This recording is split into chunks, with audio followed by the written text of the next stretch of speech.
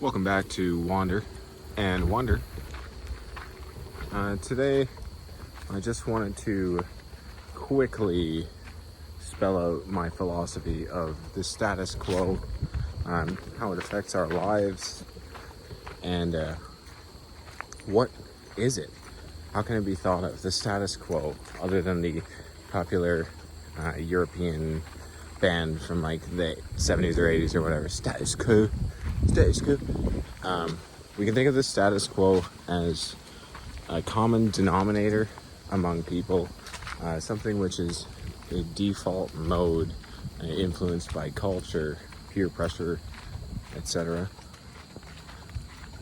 We are going to have to deal with walking past people in just a moment, so it's going to be probably the perfect demonstration of the status quo, as what I am currently doing can be seen as pretty strange.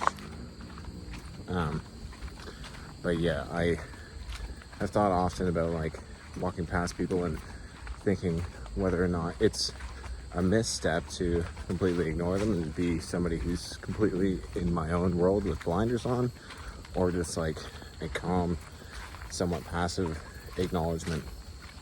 But yeah.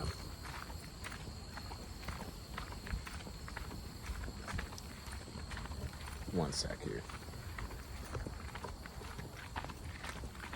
Howdy. Hey.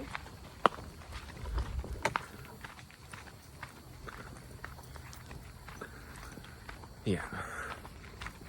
They seem somewhat disaffected, almost as though maybe some conflict between them has caused them to not really be interested in receiving any outside influence right now. And that's really why we're all here. We're not here to say hi to our neighbors. I mean, maybe some people are. Maybe some people come out here and the status quo for them is that when two people meet in the trail, they acknowledge each other. And that is, in general, what I believe the status quo to be. And in that instance, I prefer for the status quo to be enforced, because that is a topic, like that is a phenomenon that surrounds closeness of community bonds, and, you know, the feeling of, well, the opposite of alienation, the feeling of belonging to something.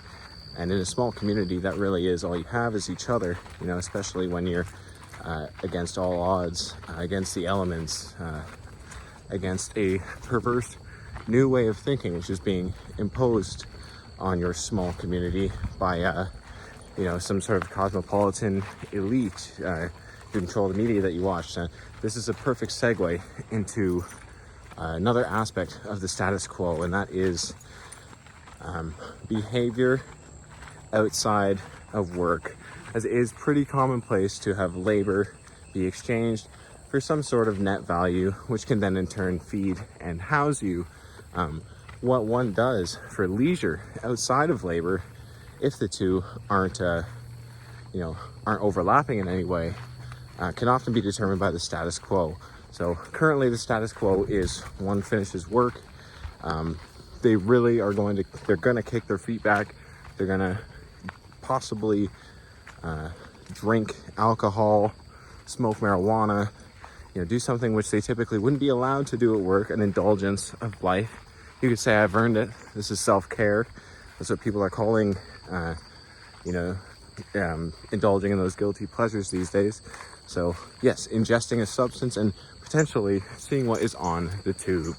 The tube has been a massive tool that cannot be understated, and if anything, has just grown in scope to include the internet, and we could even refer to it just as the screen or screen world. Now, many people will immerse themselves in screen world as a form of pleasure, indulgence, relaxation, just kicking back, just decompressing, just taking some time to chill. It doesn't often mean, when one is chilling, that one is simply sitting in silence or just relaxing, taking in the stimulation that nature offers.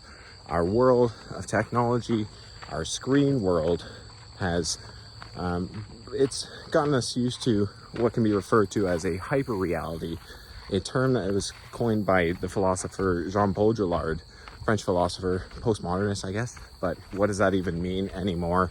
The term itself has been stretched to include a lot of a lot of different people. So honestly, what a buzzword. But yes, hyper-reality. This is where reality becomes distilled in such a way to take the most stimulating, most pleasure-inducing, most fear-inducing, most just sensory overload highlights, like a highlight reel of reality. And, you know, this is expressed via screen world.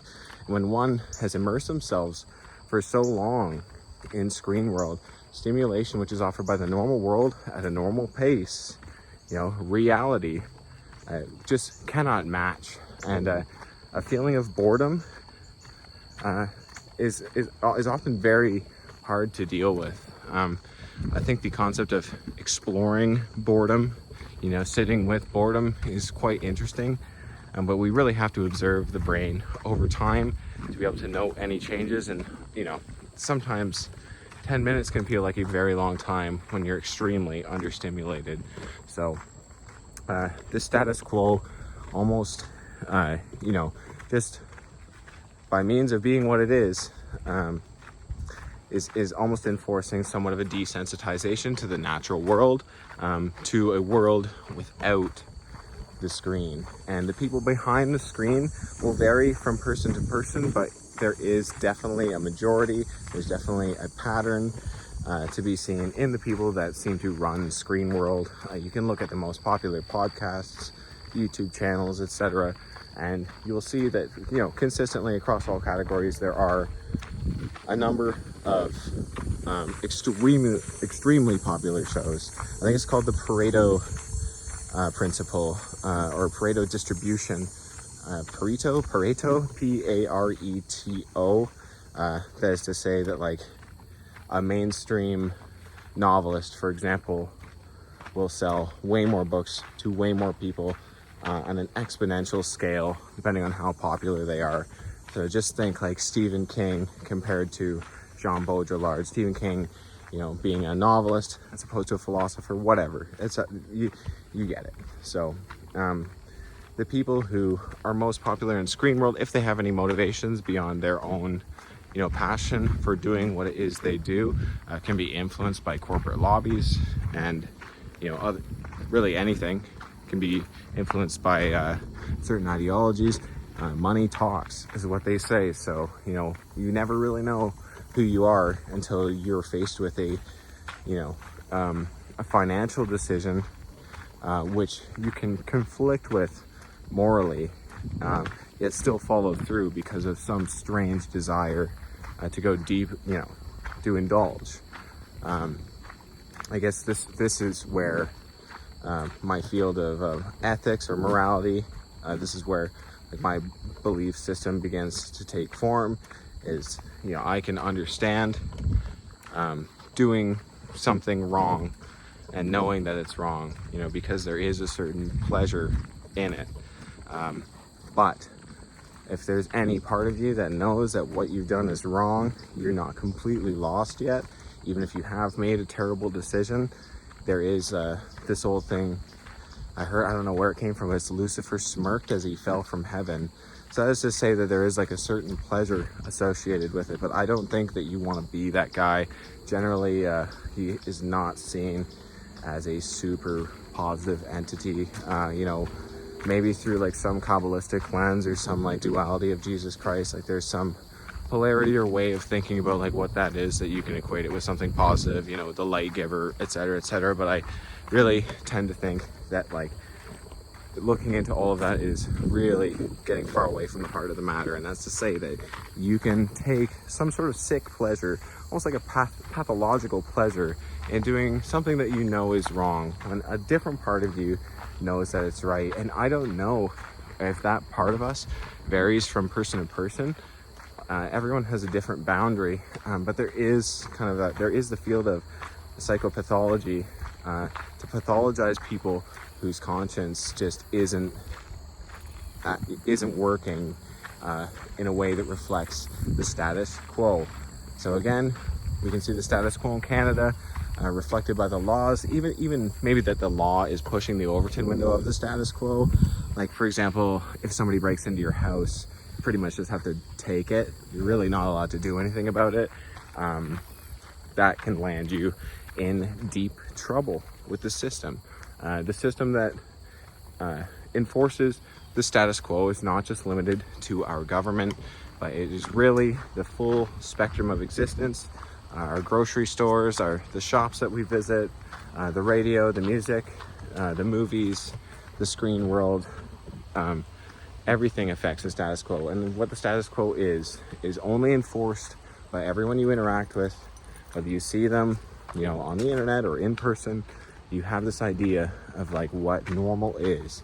And for some reason, the violation of what normal is feels like you're almost betraying other people of your tribe, or that you're appearing as weird to other people of your tribe, your community, So we want to enforce a certain status quo, but we want to indulge in certain freedoms. So actions which violate the status quo can in turn slowly change what the status quo is. This is to say, if everyone were walking on a path barefoot, you're walking past everyone, they all have yours. There is something called the conformity effect. It's pretty likely that you would take your shoes off. Or if at the end of the night, sitting around a patio table, you see everyone else fold up their chairs, there's a pretty likely chance that you are going to follow suit and you're going to fold up your chair as well. This is the conformity effect. This is real collective, like tribalism, mutually reinforced status quo. But being aware of what the status quo is, acting in accordance with it when it suits your needs, and defying it when you believe that there should be a change in the status quo is your responsibility as an awakened individual.